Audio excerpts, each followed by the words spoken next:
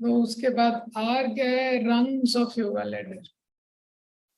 तो rungs of yoga ladder में 10 से लेके 16 तक भगवान बताते हैं कर्मकांड से कर्मयोग के बारे में, कि कैसे कर्मकांड का स्तर, फिर कर्मयोग का स्तर, और ई है एग्जाम्पलरी।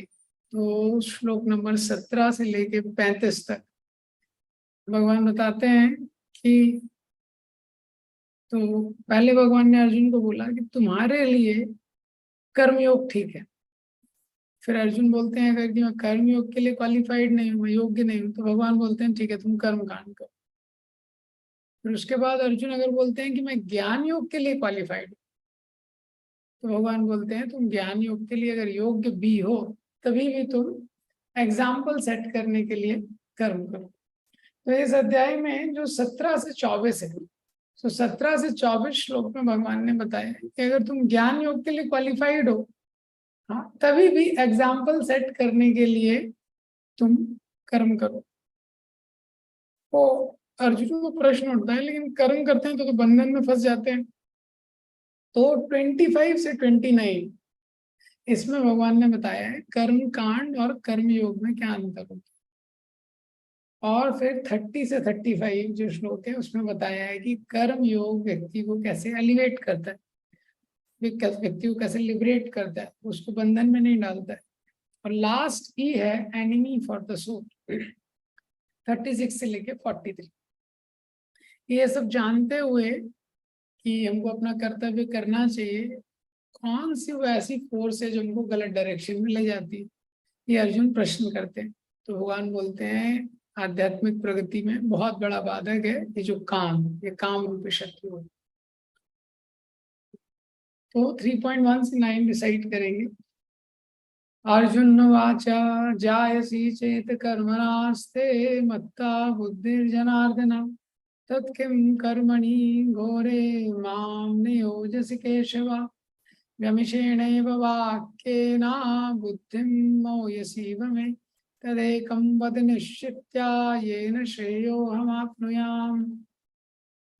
श्रीभगवानुवाच लोकेऽस्मिन् द्विविधा निष्ठा पुरा प्रोक्ता मया नघ ज्ञानयोगेन साङ्ख्यानां कर्मयोगेन योगिनां न कर्मणामनारम्भं निष्कर्म्यं पुरुषोऽश्नुते न च संन्यासनादेव समाधि अधिगच्छति न हि कश्चित् क्षणमपि जातु तिष्ठत् अकर्मकृत् कारते अवशा कर्म सर्व प्रकृतिजैर्गुणा कर्मेन्द्रियाणि संयम्य यास्ते मनसा स्मरन् इन्द्रियार्थान् विमूढात्मा मिथ्याचारः उच्यते यस्त्वेन्द्रियाणि मनसा नियम्यार्भते अर्जुन कर्मेन्द्रिया कर्मयोगम् असक्ता सा विशिष्यते।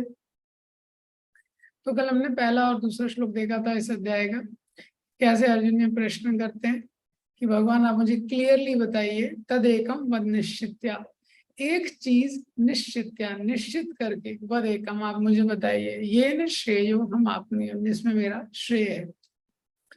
तो भगवान बोलते हैं श्री भगवान वाचा लोकेस्मिन् द्विविधा निष्ठा पुरा प्रोक्ता मया नघ। तो भगवान बोलते हैं अस्मिन इस संसार में, लोकेस्मिन् द्विविधा निष्ठा, दो तरह के फेथ हैं, दो तरह की लोगों की निष्ठा रहती है। पुरा प्रोक्ता मया नघ, पुरा मीन्स पहले। तो भगवान बोलते हैं पहले हे अनघ, हे निष्पाप अर्जुन, पहले मैं ये बता चुका हूँ ऑलरेडी, पुरा प्रोक्ता मया नघ ज्ञान योगेन सांख्यानाम कर्म योगेन योगिनाम। तो ये दो तरह की निष्ठा क्या है, ज्ञान योगेन सांख्यानाम और कर्म योगेन योगिनाम। ज्ञान योगेन सांख्यानाम, तो एक है ज्ञान योग और कर्म योगेन योगिनाम। वॉइस नहीं आ रहा है, इज इट क्लियर? ओके। कर्म योगेन योगिनाम, तो दूसरा क्या है, कर्म योग जो करते हैं। तो भगवान ने पहले इसको कहाँ बताया है, भगवान बोल रहे हैं मैं पहले बता चुका हूँ, ये पहले इसको दूसरे चैप्टर में बताया भगवान ने। तो जब 2.39 में भगवान बोलते हैं एषे ते विहिता सांख्ये बुद्धि योगत्वम इमाम शृणु, तो भगवान बोलते हैं अभी तक मैंने तुमको एशे ते विहिता सांख्य 2.39 में, अभी तक मैंने तुमको सांख्य के बारे में बताया था, बुद्धि योग त्वम इमाम सुनो, अब तुम बुद्धि योग के बारे में मुझे सुनो। बुद्धि युक्तो यया पार्था कर्म बंधम प्रहास्यसि, जो बुद्धि योग का तुम शरण लोगे तो तुम क्या होगा, तुम्हारा कर्म बंधन जो है वो कट जाएगा, भगवान बताते हैं। तो यही भगवान यहाँ पे बता रहे हैं कि ये दो तरीके हैं, इसके द्वारा जो कर्म बंधन है वो काटा जा सकता है। तो भगवान बोल रहे हैं कि एक जो कर्म योग है, कर्म योग के द्वारा व्यक्ति कर्म बंधन से फ्री हो सकता है। तो दो लेवल हैं, एक है कर्म योग का स्तर, एक है ज्ञान योग का। तो ये दो के बारे में भगवान ने अभी तक बताया है। अब किसी व्यक्ति को कैसे पता चलेगा कि किस लेवल पे वो है, क्योंकि जिस लेवल पे वो है वो उसको ही प्रैक्टिस कर सकता है, ये पॉइंट। तो भगवान ने अर्जुन को क्या बोला है कि एक कर्म योग है और एक ज्ञान योग है। तो जो व्यक्ति जिसकी चेतना का स्तर जो है उसका वो प्रैक्टिस कर सकता है, जिसका जो अधिकार है, जितना उसमें डिटैचमेंट डेवलप हो गया है ये। तो जो व्यक्ति है जो काफी निरासक्त हो चुका है संसार से, तो ज्ञान योग का पालन कर सकता है। लेकिन जिसमें इतनी अभी संसार के प्रति आसक्ति है उसको कर्म योग करना चाहिए। तो यहाँ पे एक इम्पॉर्टेंट चीज है इस अध्याय में जो बार बार आई है, कि जो श्रील प्रभुपाद का जो अप्रोच है भगवत गीता के लिए वो थोड़ा अलग है। आप देखेंगे कि प्रभुपाद जी ने यहाँ पे जो कर्म योगे ना, अगर आप हिंदी में भी देखेंगे या इंग्लिश में भी देखेंगे, तो कर्म योगे ना प्रभुपाद जी ने कैसे ट्रांसलेट किया है, भक्ति योग के द्वारा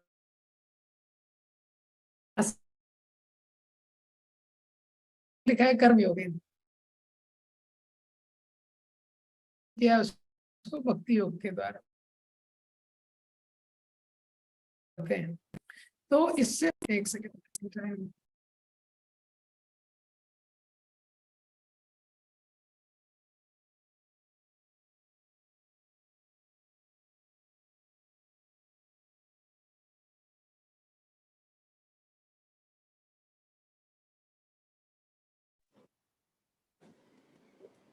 कर्म योग के बारे में Prabhupada ji, I hope now it will be clear. तो काफी जगह यहाँ पे कर्म योगेन योगी नाम लिखा है और प्रभुपाद जी ने उसको ट्रांसलेट किया है भक्ति योग के द्वारा। तो ऐसा क्यों करते हैं प्रभुपाद जी कि जो कर्म योग को है उसको भक्ति योग के द्वारा लिखते हैं कई जगह।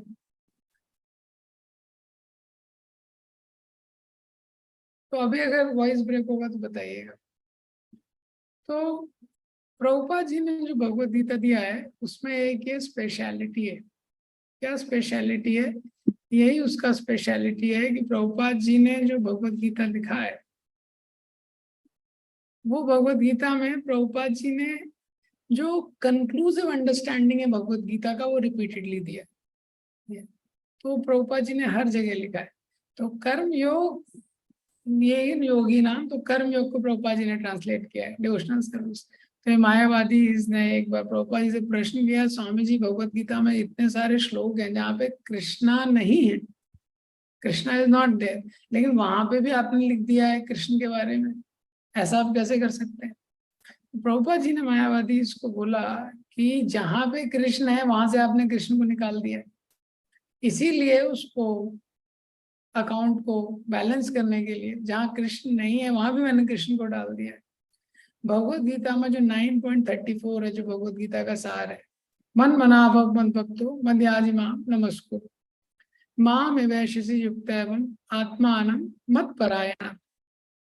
तो इस श्लोक में माम शब्द भगवान 6 बार बोल रहे हैं, माम माम माम। तो मायावादी इसको कैसे ट्रांसलेट करते हैं कि हमको भगवान, we don't have to surrender to Krishna, we have to surrender to somebody unborn within Krishna. भगवान की शरणागति नहीं लेनी है, भगवान के अंदर कोई है जो अजन्मा, उसकी शरण लेनी है। तो प्रभुपाद जी बोलते हैं यहाँ पे इतना क्लियरली लिखा है कि भगवान बोल रहे हैं मेरी शरण लो, मेरे बारे में सोचो, तुमने वहां से उसको हटा दिया है ये। तो इसलिए प्रभुपाद जी की भगवत गीता बहुत विशेष है। तो प्रभुपाद जी ने कंक्लूसिव अंडरस्टैंडिंग दिया है रिक्वायरमेंट के हिसाब से। तो कंक्लूसिव अंडरस्टैंडिंग भगवत गीता की क्या है कि अल्टीमेटली व्यक्ति को भक्ति योग का प्रैक्टिस करना। नहीं तो भगवत गीता का इतना कॉम्प्लेक्स है, कहाँ कर्म योग है, कहाँ निष्काम कर्म है, कहाँ सकाम कर्म है, तो व्यक्ति बहुत कंफ्यूज हो जाएगा।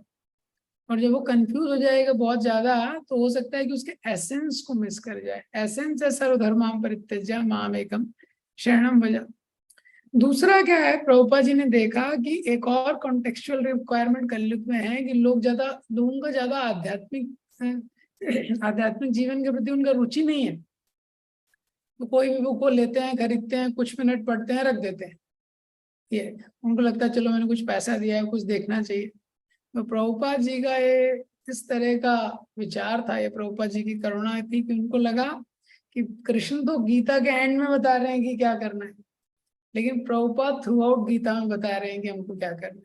प्रभुपाद जी को लगा कि कोई भी व्यक्ति एक भी मेरे जो किताबें एक भी उसका पेज पढ़े तो उसको जो एसेंशियल मैसेज है, जो मेन मैसेज है भगवत गीता का, वो मिल जाना चाहिए। क्योंकि कलयुग में लोगों में इतना संयम नहीं है कि पेशेंटली धीरे धीरे धीरे धीरे सब कुछ वो समझेंगे। और कर्म योग के द्वारा भी फाइनली भक्ति ही प्राप्त करनी है। तो इस चैप्टर में भी 3.30 में जो आएगा वही इस चैप्टर का एसेंस है, मई सर्वाणी कर्माणी, वो आगे आएगा। तो इसीलिए प्रभुपाद जी ने हर जगह जो कर्म योग है उसको भक्ति योग इस चैप्टर में ट्रांसलेट किया। तो ये मैंने पहले बता दिया क्योंकि ये चैप्टर में कई जगह आप लोग देखेंगे तो कॉन्ट्रडिक्शन नहीं है। तो बेसिकली प्रभुपाद जी ने ये इसलिए एक्सप्लेन किया है। यहाँ पे भगवान बोलते हैं 2 तरह की निष्ठा है, और प्रभुपाद जी इसको तात्पर्य में भी एक्सप्लेन करते हैं। अब इसके बाद प्रभुपाद जी के तात्पर्य में अगर आप देखेंगे, प्रभुपाद जी लिखते हैं, एक तो ये फेमस लाइन लिखते हैं, religion without philosophy and philosophy without religion. So religion without philosophy is fanaticism and philosophy without religion is mental speculation. ये प्रभुपाद जी का फेमस स्टेटमेंट है। तो रिलीजन और फिलॉसफी इन दोनों का कॉम्बिनेशन होना जरूरी है। तो रिलीजन मतलब हम अपने प्रेम को भगवान के प्रति कैसे प्रदर्शित करते हैं, वो रीति रिवाज जो है। और फिलॉसफी मतलब जो भी हम रिचुअल्स प्रैक्टिस कर रहे हैं, तो रिचुअल्स में जब स्पिरिट ऐड होती है तो स्पिरिचुअल हो जाता है। तो जो भी रीति रिवाज हम कर रहे हैं उसके पीछे सिद्धांत क्या है, ये दोनों का समन्वय होना चाहिए। अल्टीमेटली जितनी फिलॉसफी है वो परम सत्य को खोज रही है और उनका एंड कृष्णा कॉन्शियस है। तो प्रभुपाद जी देखिए बहुत ब्यूटीफुली अपने तात्पर्य में लिखते हैं, संपूर्ण पद्धति का उद्देश्य परमात्मा के संबंध में अपनी वास्तविक स्थिति को समझ लेना है। इसकी अप्रत्यक्ष पद्धति दार्शनिक चिंतन है जिसके द्वारा क्रम से कृष्ण भावनामृत तक पहुंचा जा सकता है। प्रत्यक्ष पद्धति में कृष्ण भावनामृत में ही प्रत्येक वस्तु से अपना संबंध जोड़ना पड़ता है। प्रभुपाद जी बता रहे हैं जो ज्ञान योग का सिस्टम है, जो बहुत स्पेकुलेट करते हैं, अंडरस्टैंड करने की कोशिश करते हैं, इनडायरेक्ट सिस्टम है। कर्म योग का जो सिस्टम है, डायरेक्ट भगवान अपनी सारी इंद्रियों को भक्ति में लगाता है, ये डायरेक्ट सिस्टम है। प्रत्यक्ष पद्धति में कृष्ण भावनामृत में ही प्रत्येक वस्तु से अपना संबंध जोड़ना होता है। इन दोनों में कृष्ण भावनामृत का मार्ग श्रेष्ठ है, क्योंकि इसमें दार्शनिक पद्धति द्वारा इंद्रियों को विमल नहीं करना पड़ता। कृष्ण भावनामृत स्वयं ही शुद्ध करने वाली प्रक्रिया है और भक्ति की प्रत्यक्ष विधि सरल तथा दिव्य होती है। तो प्रभुपाद जी लास्ट सेंटेंस में बोलते हैं, Krishna consciousness is itself a purifying process by method of devotional service. Krishna भावना में तो ऐसा है, भक्ति की क्रियाओं में वो शक्ति है कि आप उसको करने मात्र से व्यक्ति शुद्ध हो जाता है। ये सरल है और दिव्य है। ये जो भक्ति है ये सरल है, ये दिव्य है। तो सिद्धांत के आधार पे क्या है कि ज्ञान योग का आश्रय व्यक्ति कब ले सकता है, जब उसका हृदय शुद्ध हो चुका है। नहीं तो ज्ञान योग का आश्रय नहीं ले सकता। तो जब तक हृदय शुद्ध नहीं हुआ है उसको निष्काम कर्म योग का आश्रय लेना है। कर्म योग का आश्रय लेगा, कर्म के द्वारा धीरे धीरे निष्काम कर्म पे जाएगा, और फिर जब उसका हृदय शुद्ध हो जाएगा तब वो ज्ञान योग का आश्रय लेगा। लेकिन प्रभुपाद जी ने ये सारे कंफ्यूजन्स को हटा के बताया है कि बेसिकली हमको अपनी इंद्रियों को भक्ति में लगाना है। जब हम इंद्रियों को भक्ति में लगाएंगे, कलयुग में टाइम बहुत कम है, तो इंद्रिय अपने आप शुद्ध होंगी। तो ये जो प्रोसेस है सबसे इजी और सबसे इफेक्टिव है। इसके आगे 4th श्लोक में भगवान क्लैरिफाई करते हैं, ना कर्मणामन आरंभम नष्कर्म्यम पुरुषोष्णुते न च संन्यासनादेव सिद्धिम समाधि गच्छति। तो यहाँ पे भी एक बहुत इंपॉर्टेंट डाउट क्लियर करते हैं। तो अभी अभी भगवान 3 से लेकर 9 तक टेक्निकली निष्काम कर्मयोग के बारे में बताने वाले हैं। तो इस श्लोक में भगवान बताते हैं, नाचा कर्मणा अनारंभम। अगर तुम सोच रहे हो कि कर्मों को मैं आरंभ नहीं करूंगा, निष्कर्म्यम पुरुषोष्णुते, लेकिन केवल कर्मों को आरंभ ना करने से तुम निष्कामता को प्राप्त नहीं करोगे। ये न च संन्यासना देवा, और केवल संन्यास लेने से, कर्म संन्यास लेने से समाधि अधिगच्छति, तुमको समाधि प्राप्त नहीं होगी। तो देखिए, ये बहुत पहले से क्वेश्चन जीवात्मा के माइंड में रहता है। ये पॉइंट देखिए क्या है। जैसे अर्जुन बोल रहे हैं कि मैं कर्म नहीं करूंगा, मैं युद्ध नहीं करूंगा, तो भगवान बोल रहे हैं कारते अवशा कर्मा। अभी आगे बोलेंगे, अरे युद्ध तो तुमको करना पड़ेगा हेल्पलेसली, अवशा कर्मा। तुम्हारे हाथ में नहीं है कि युद्ध करना है कि नहीं करना है। हम लोग जिस गुण में है उस गुण के द्वारा प्रभावित है, प्रकृति हमको कंट्रोल कर रही है। तो अर्जुन बोल रहे हैं कि मैं ठीक है, मैं जंगल चले जाऊंगा। भगवान बोल रहे हैं न च संन्यासना देवा समाधि अधिगच्छति, केवल संन्यास लेने से सिद्धि प्राप्त नहीं मिलेगी। इसका क्या कारण है? तो सिद्धांत प्रभुपाद जी ने लिखा है। देखिए, सिद्धांत क्या है कि जो आत्मा है उसका स्वभाव है कि वो क्रियाशील है। Soul is always active, that is the point. Soul is always active. तो सोल हमेशा एक्टिव रहता है, उसको आप निष्क्रिय नहीं कर सकते। तो 2 कंडीशंस में रहता है जीवात्मा, या तो बद्ध या मुक्त। हाँ, तो अभी ज्यादातर लोग, जैसे हम लोग एक कौन सी कंडीशन में है, 2nd स्टेज में, बद्ध स्टेज में। लेकिन सोल का स्वभाव क्या है, वो एक्टिव ही रहता है। तो प्रभुपाद जी ने इसलिए तात्पर्य में बताया है कि हमको देखना है कि कहाँ हमको एक्टिव रहना है, ये पॉइंट है। तो प्रभुपाद जी तात्पर्य में लिखते हैं कि हृदय की शुद्धि के बिना संन्यास सामाजिक व्यवस्था में उत्पात उत्पन्न करता है। दूसरी ओर यदि कोई नियत कर्मों को ना करके भी भगवान की दिव्य सेवा करता है, तो वह उस मार्ग में जो कुछ भी उन्नति करता है उसे भगवान स्वीकार कर लेते हैं। प्रभुपाद जी ने कोट किया है, स्वल्पम अपि अस्य धर्मस्य त्रायते महतो भयात्। ऐसे सिद्धांत की रंच मात्र संपन्नता भी महान कठिनाइयों को पार करने में सहायक होती है। तो ये श्लोक में भगवान बता रहे हैं बहुत क्लियरली, हाँ, कि केवल काम ना करने से तुम मुक्त नहीं हो जाओगे कर्म के बंधन से। कोई व्यक्ति सोचे मैं कुछ भी नहीं करूं, और ये बहुत व्यक्ति की धारणा रहती है। व्यक्ति बड़ा परेशान हो जाता है कभी कभी, तो उसको लगता है मैं तो सब छोड़ रहा हूँ। पहले कई लोग इस तरह से घर छोड़ के चले जाते थे, उनको लगता था बहुत झंझट है, संसार में बहुत झंझट है। हाँ, घर में परेशान हो गए, किसने डांट दिया, प्रॉपर्टी छूट गई, कुछ है नहीं, तो चले गए छोड़ के। लेकिन केवल एक्सटर्नल क्रिया ना करने से व्यक्ति मुक्त नहीं होता है। हाँ, और केवल कहीं जंगल में जाने से उसको सिद्धि प्राप्त नहीं होगी।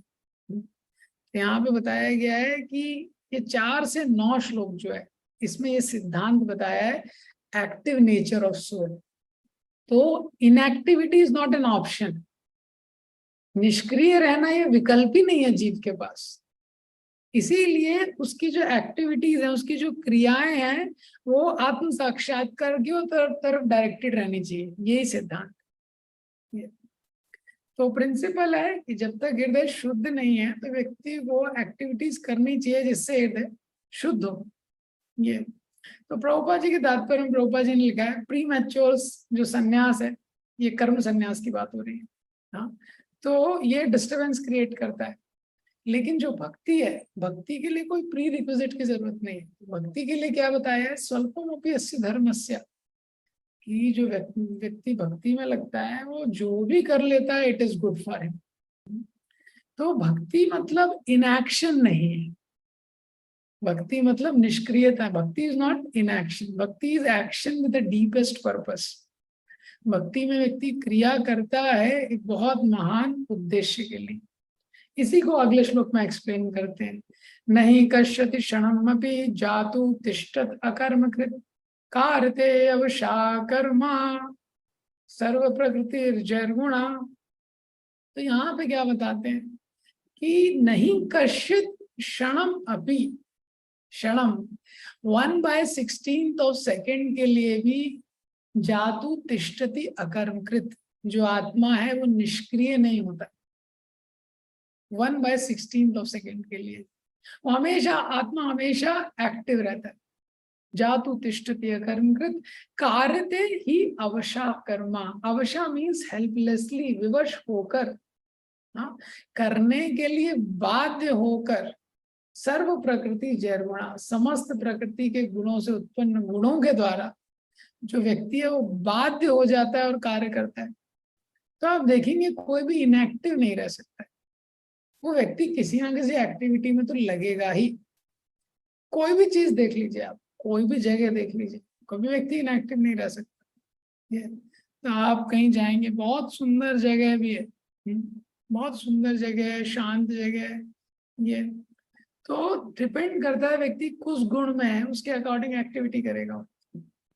तो कोई बहुत सतोगुण में है, वो कहीं एक ऐसी जगह मिल गई उसको, कहीं फॉरेस्ट में चला गया है, कंट्री साइड है, वहां झरना बह रहा है, वहां पेड़ है, तो पेड़ के नीचे बैठेगा, जप करने लगेगा या तो कोई बुक पढ़ने लगेगा, क्योंकि वो सतोगुण में है। ये रजोगुण में कोई व्यक्ति है तो अपनी गर्लफ्रेंड को लेके वहां पे आ जाएगा, और वहीं तमोगुण में कोई व्यक्ति पहुंच जाएगा तो सो जाएगा, वो पेड़ के नीचे ही सो जाएगा, वो सोचेगा अच्छा झरना बह रहा है, हवा चल रही है, सो जाएगा। तो बेस्ड ऑन जो गुण है उसके हिसाब से व्यक्ति एक्टिव रहता है, वो उसके हाथ में नहीं है निष्क्रिय रहना, तो निष्क्रिय नहीं रह सकता है। तो गुणे का मतलब क्या है? डिजायर, उसके जो डिजायर है, इच्छा है, द्वेष है, तो वो प्रकृति के द्वारा उत्पन्न गुणों के द्वारा, और जो उसका स्वभाव है, बहुत जन्मों के उसके मन में संस्कार है जो फिक्स है, उसी के अकॉर्डिंग वो बाध्य रहता है, वो उसको पुश करते हैं अंदर से। प्रभुपाद जी तात्पर्य में लिख रहे हैं, यह देहधारी जीव का प्रश्न नहीं है, अपितु आत्मा का यह स्वभाव है कि वह सदैव सक्रिय रहता है। यह आत्मा का स्वभाव है, वो सदैव सक्रिय रहता है। यह शरीर मृत वाहन के समान है जो आत्मा द्वारा चालित होता है। तो शरीर तो मृत है, body is like a dead vehicle. तो बॉडी हमेशा डेड है, जैसे माइक है, माइक तो डेड है, जब इलेक्ट्रिसिटी आती है तो वो साउंड को एम्पलीफाई करता है। अतः आत्मा को कृष्ण भावनामृत के सत्कर्म में प्रवृत्त रखना चाहिए, अन्यथा वह माया द्वारा शासित कार्यों में प्रवृत्त होता रहेगा। इसीलिए हमको आत्मा को कृष्ण कॉन्शियसनेस में, हमको शरीर को भगवान की भक्ति में लगाना चाहिए। क्यों? अगर भगवान की भक्ति में नहीं लगाएंगे तो दो ही ऑप्शन है, तो फिर क्या, इसको माया में हमको लगाना पड़ेगा। माया के संसर्ग में आकर आत्मा भौतिक गुण को प्राप्त कर लेता है, और आत्मा को ऐसे आकर्षणों से शुद्ध करने के लिए आवश्यक है कि शास्त्र द्वारा आदिष्ट कर्मों में इसे संलग्न रखा जाए। तो इसीलिए आत्मा का पतन ना हो, इसलिए सही कर्म करना बहुत महत्वपूर्ण है। और बेस्ट कर्म क्या है कि व्यक्ति नव विधा भक्ति की क्रियाओं में अपने आप को लगाए। तो ये यहाँ पे बताया जा रहा है। अब प्रभुपाद जी आप देखेंगे इस परपोर्ट में ये सब एक्सप्लेन करने के बाद प्रभुपाद जी लिखते हैं, किंतु यदि आत्मा कृष्ण भावनामृत के अपने स्वाभाविक कर्म में निरत है तो वह जो भी करता है कल्याणकृत होता है। तो अलग अलग लेवल है। तो सबसे पहला है कि व्यक्ति गलत काम कर रहा है, विकर्म कर रहा है, उससे उससे बेटर क्या है कि वो नहीं कर रहा है। नेगेटिव करने से अच्छा नहीं कर रहा है, निष्क्रिय है। लेकिन निष्क्रिय रह नहीं सकता है, आत्मा का स्वभाव है, लेकिन बहुत एक्टिवली डिस्ट्रक्टिव चीजों में एक्टिव नहीं है। उससे बेटर क्या है कि वो अपने जो कर्तव्य के अनुसार कर्म कर रहा है। ब्राह्मण, क्षत्रिय, वैश्य, शूद्र सबके अपने अपने कर्म है। ब्रह्मचारी, गृहस्थ, वानप्रस्थ, संन्यास के अपने अपने कर्तव्य उसको कर रहा है। लेकिन सबसे बेस्ट चीज क्या है कि आत्मा का धर्म है भगवान की भक्ति करना। तो ये सबसे बेस्ट कर्म है कि भगवान की भक्ति में लगाए। और प्रभुपाद जी लिखते हैं, त्यक्त्वा स्वधर्मं चरणाम्बुजं हरे भजनम् अपक्वोत पते ततो यदि यत्क्वापभद्रम् अबुद्धमुष्य किं को वात आप्तो भजतं स्वधर्मता। त्यक्त्वा स्वधर्मम, अगर कोई स्वधर्म को त्याग कर रहा है, कौन सा स्वधर्म? शरीर का स्वधर्म, आत्मा का स्वधर्म नहीं। शरीर का स्वधर्म है शरीर के अनुसार काम करना, ब्राह्मण, क्षत्रिय, वैश्य, शूद्र, उसको किसी ने त्याग कर दिया, त्यक्त्वा स्वधर्मम, किसके लिए त्याग किया है? चरणाम्बुजम हरे, भगवान हरि के चरण कमलों का आश्रय लेने के लिए। भजनम अपक्को, लेकिन उसका जो भजन है वो परिपक्व नहीं हुआ है। पते ततो यदि, और उसका पतन हो जाता है, अगर वो भजन से गिर भी जाता है, तो यत्र क्वा अभद्रम, तो उसमें क्या अभद्र है?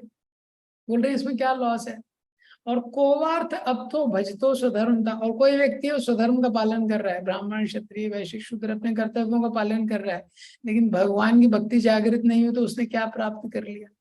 तो बार बार प्रभुपाद जी के आप देखेंगे इतने सुंदर ये परपोर्ट्स हैं।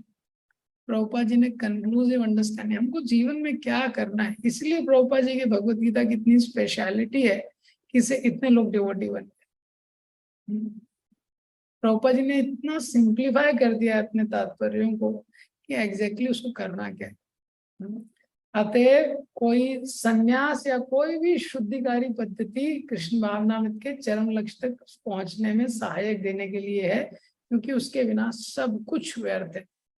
तो प्रभुपाद जी लिखते हैं फाइनली तो वही गोल है। क्या गोल है? कि उसको फाइनली भक्ति करना है, फाइनली भगवान का आश्रय लेना है, वही सारी मार्गों का, सारी पद्धतियों का गोल है। तो एक्चुअली कोई भी जो शास्त्र है, इवन जो जैसे भगवत गीता है, गीता उपनिषद का पार्ट है, तो बहुत कॉम्प्लेक्स रहता है, और वो शास्त्र को पढ़ना यही कॉम्प्लेक्स है, फिर पढ़ के समझना और कॉम्प्लेक्स है, समझ के उसका सार निकालना कि क्या एक्चुअली इसमें बोला जा रहा है और कॉम्प्लेक्स है। और जब ये तीनों चीज व्यक्ति करेगा तब तो कुछ अप्लाई करेगा लाइफ में। तो इतना कॉम्प्लेक्स चीज को इसीलिए आचार्यों की कृपा है। प्रभुपाद जी इसलिए बोलते थे ग्रंथ मैंने नहीं लिखे हैं, कृष्ण ने ही लिखे हैं, क्योंकि बिना कृष्ण की प्रेरणा के ऐसे तात्पर्य नहीं लिख सकता है व्यक्ति। प्रभुपाद जी ने रिपोर्टर्स को ओपनली बोला है कि ये क्या है, कृष्ण ने ही लिखे। तो चीजें इतनी कॉम्प्लेक्स हैं सिद्धांत के अनुसार, और जो संस्कृत लैंग्वेज है उसमें मल्टीवेलेंट होती है। वो मल्टीवेलेंट मतलब मल्टीपल मीनिंग रहते हैं। जैसे कर्म शब्द है, इसके अलग अलग मीनिंग है। जैसे एक मीनिंग क्या है? एक्शन। एक्शन मीन्स, मतलब उदाहरण के लिए, no one can live without karma. यहाँ पे कर्म शब्द का मतलब क्या है? कोई भी कर्म किए बिना नहीं रह सकता है, मतलब कर्म का मतलब है क्रिया। इसी तरह जो लॉ ऑफ इनफॉलिबल जस्टिस है, जो इस पूरे ब्रह्मांड में कर्म का एक सिद्धांत है कि व्यक्ति कर्म करता है उसको रिएक्शन मिलता है। तो ये जो सिस्टम है एक्शन रिएक्शन का, इसको भी कर्मा बोलते हैं। जैसे बोला जाए कि no one can escape the law of karma, कोई भी कर्म की गति के पार नहीं जा सकता है, जैसा बोएगा वैसा मिलेगा। तो यहाँ पे कर्म शब्द का अर्थ क्या है? जो एक्शन रिएक्शन का सिस्टम है वो कर्म का अर्थ है, सिस्टम ऑफ एक्शन रिएक्शन। और कर्म शब्द का अर्थ रिएक्शन भी है। जैसे कोई व्यक्ति बीमार है, उसको कोई तकलीफ हो रही है, तो बोलता है पता नहीं कौन से कर्म के कारण मुझे कष्ट हो रहा है। तो यहाँ पे कर्म का मतलब क्या हो गया? कर्म फल, कर्म का रिएक्शन। और कर्म का उपयोग कंटेम्प्रेरी भाषा में डेस्टिनी के लिए भी किया जाता है। जैसे कोई बोले कि ये भारत में आना मेरे कर्म में था, शायद भारत में आना मेरे कर्म में था, मतलब कर्म क्या हो गया यहाँ पे? किस्मत हो गया। तो देखिए एक ही शब्द है। तो इसीलिए हमको आचार्यों की तात्पर्य की आवश्यकता है। अब इसके बाद प्रभुपाद जी ने बताते हैं, तो थर्ड श्लोक में प्रभुपाद जी ने बताया, फोर्थ श्लोक में, कि कर्म ना करने से निष्कामता नहीं मिलेगी, संन्यास लेने से सिद्धि नहीं मिलेगी। पांचवें श्लोक में बताया कर्म के बिना तो कोई रह ही नहीं सकता है। तो अर्जुन बोलते हैं नहीं, मैंने तो देखा है कुछ लोग रहते हैं कुछ कर्म नहीं करते। तो भगवान बोलते हैं कर्मेन्द्रियाणि संयम्य या आस्ते मनसा स्मरण इंद्रियार्थान विमूढ़ात्मा मिथ्याचार स उच्यते।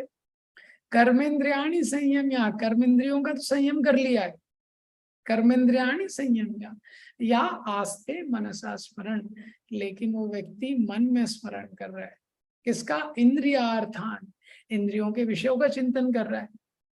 विमूढ़ आत्मा, वो मूर्ख है।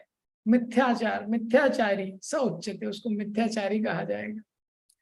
तो अगर कोई व्यक्ति सोचे कि नहीं मैं कुछ भी नहीं करूं, लेकिन जो अंदर इच्छाएं हैं वो तो आएंगी, अंदर भोग करने की इच्छा है वो बाहर आएगी।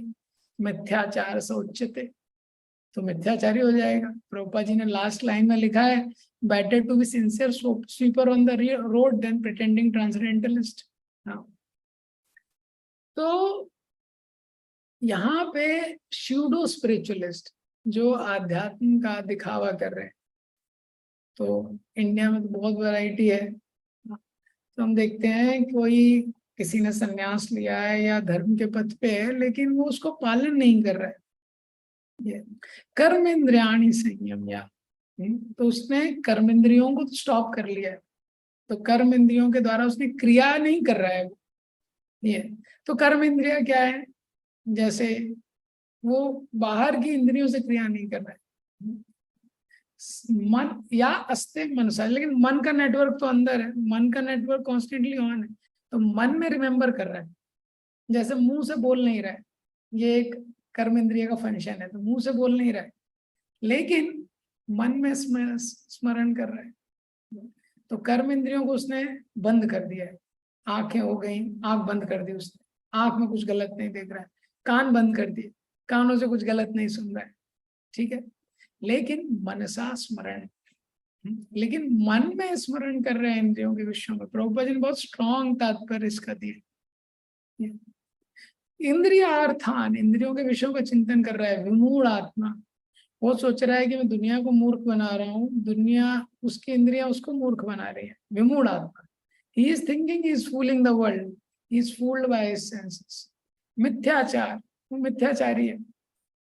तो प्रभुपाद जी ने इस श्लोक में बताया है उन लोगों के लिए विशेषकर, अगर कोई अपने कर्म को छोड़ के संन्यास आश्रम में आता है, त्याग करता है, तो उसके लिए बताया है कि उसके लिए कितना महत्वपूर्ण है कि जो एक्सटर्नल लाइफ है और इंटरनल लाइफ है उसमें समन्वय करना।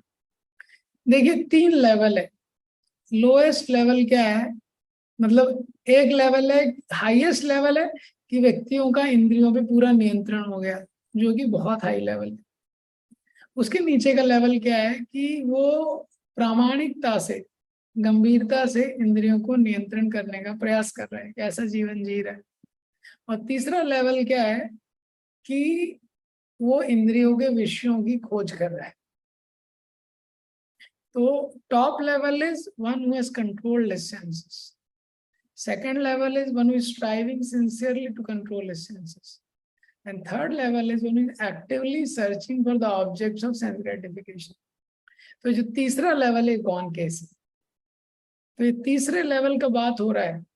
हाँ, तीसरे लेवल का बात हो रहा है कि वो मन में उसका गोल वही है, इंद्रिय तृप्ति, बस उसने ड्रेस चेंज कर लिया है। ये सिद्धांत है। दूसरा क्या है कि यहाँ पे एक और सिद्धांत बताया गया है कि संयम अलग अलग लेवल पे होता है, कर्म इंद्रिय, ज्ञान इंद्रिय और मन। तो कर्म इंद्रिय के स्तर पे संयम करना फिर भी आसान है, क्योंकि कर्म इंद्रिय सबसे ग्रॉस है। जैसे कोई कोई कर्म इंद्रिय है, हाथ है, हाथ से किसी ने किसी को थप्पड़ मार दिया, तो एकदम ग्रॉस हो गया, हर कोई उसको देख लेगा, वीडियो में आ जाएगा। हाँ, कर्म इंद्रिय। लेकिन ज्ञान इंद्रिय, जैसे ज्ञान इंद्रिय है, तो ज्ञान इंद्रियों का जो का मिसयूज है उससे सूक्ष्म है। अगर व्यक्ति आंखों से कुछ गलत देख रहा है, उसकी दृष्टि में दोष है, उसको पकड़ना इतना आसान नहीं।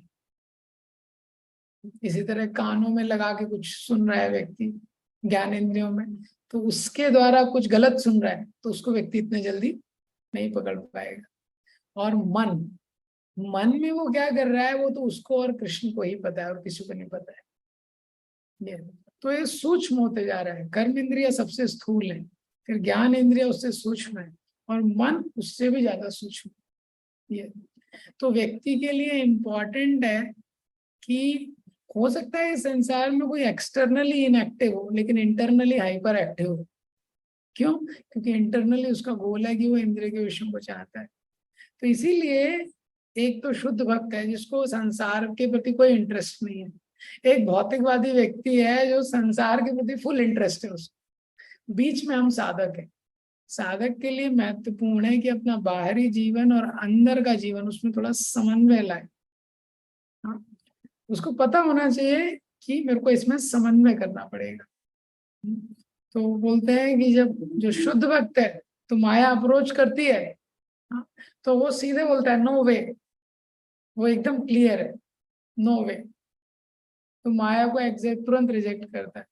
और जो इस संसार में जो मटेरियलिस्ट है, भौतिक संसार में लगा हुआ है, तो जब भी माया कुछ प्रपोजिशन देती है तो रेड कारपेट वेलकम देता है माया को, कुछ भी एंजॉय करने का अपॉर्चुनिटी आता है। लेकिन जो साधक के स्तर पे है वो क्या बोलता है, वेट। तो उसको आकर्षण भी है लेकिन उसको सिद्धांत भी पता है।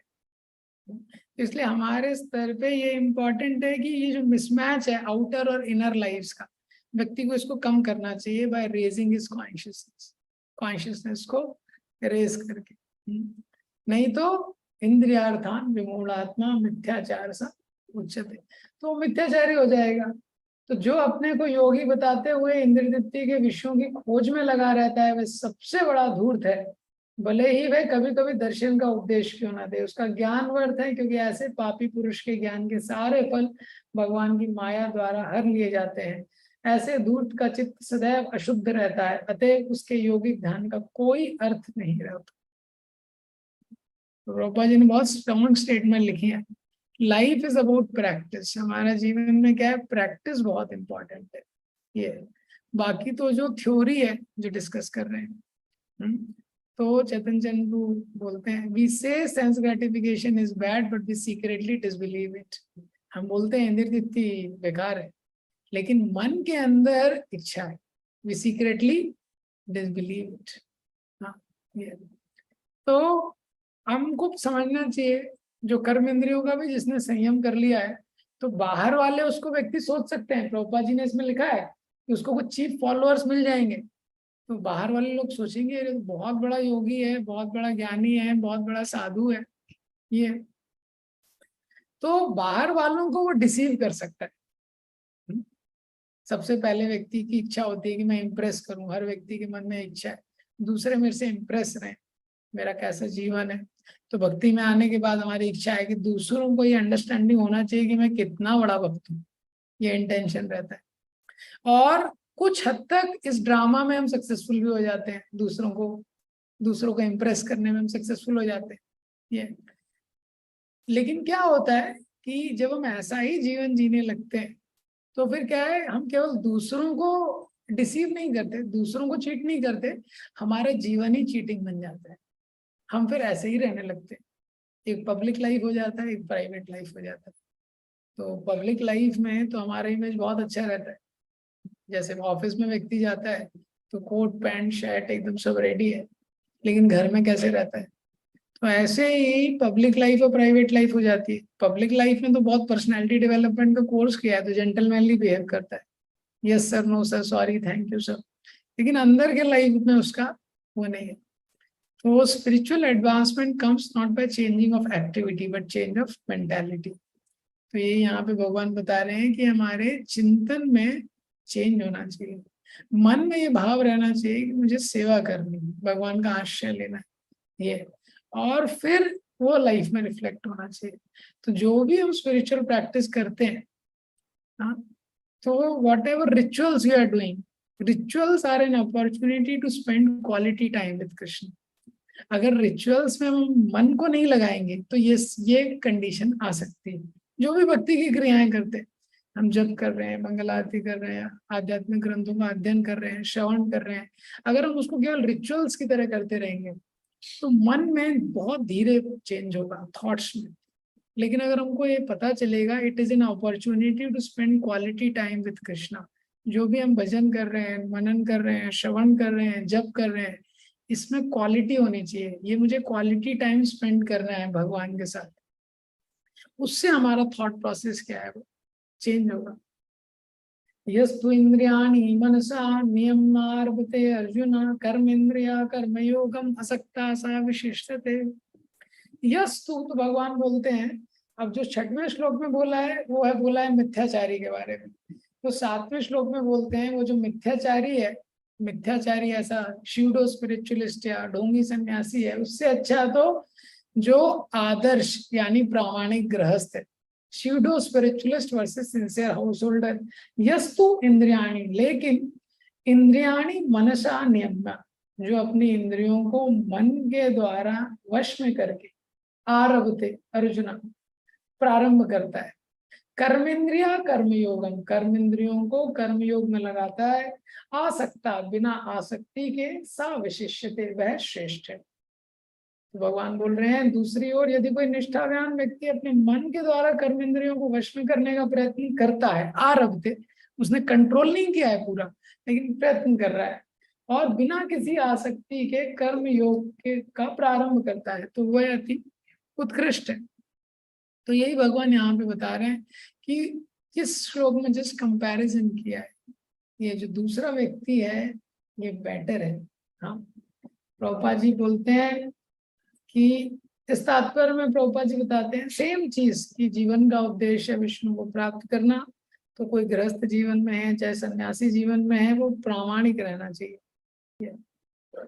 तो प्रभुपाद जी कंक्लूजन में लिखते हैं जो निष्ठावान व्यक्ति इस विधि का पालन करता है वो उस पाखंडी से कहीं श्रेष्ठ है जो अबोध जनता को ठगने के लिए दिखावटी आध्यात्म का जामा धारण करता है।